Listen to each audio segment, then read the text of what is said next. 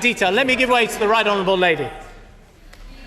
Boasted when he opened that this was the first time a Chancellor had opened the final day of the budget debate. He will know that is also because it is the first time that a Chancellor has had to drop the biggest revenue raiser in his budget within 2 days of announcing it.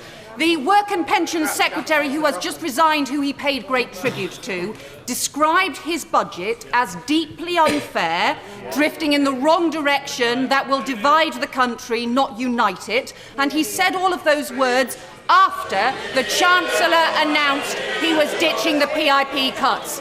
Is the former Work and Pensions Secretary deluded?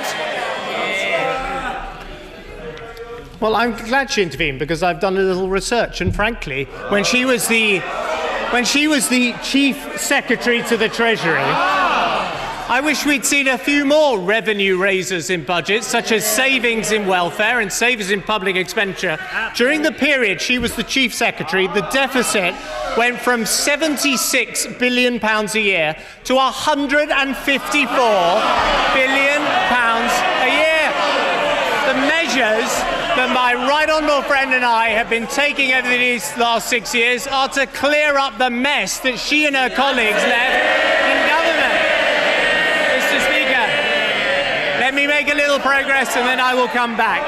The proof, Mr. Speaker, that these difficult changes are worthwhile, I will give way in a moment. Let me make a little progress. Look, I'll give way to the honourable lady.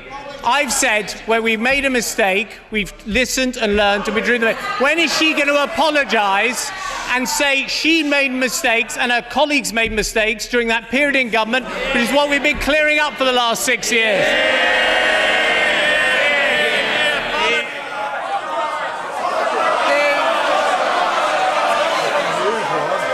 The Chancellor did not address the issue about the unfairness of his budget.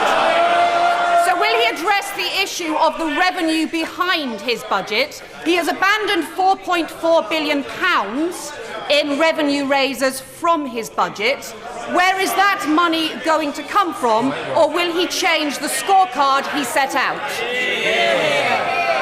I'll tell you what's unfair: to saddle the next generation with debts you've got no way of paying off. That's what she did. That's what she did.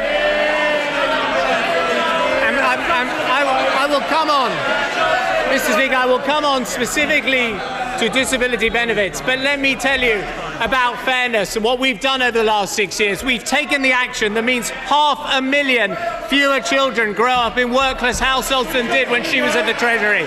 1 million fewer people on out-of-work benefits. Over 2 million more people in work than when we came to office. That's the social justice record we on this side of the House are proud of.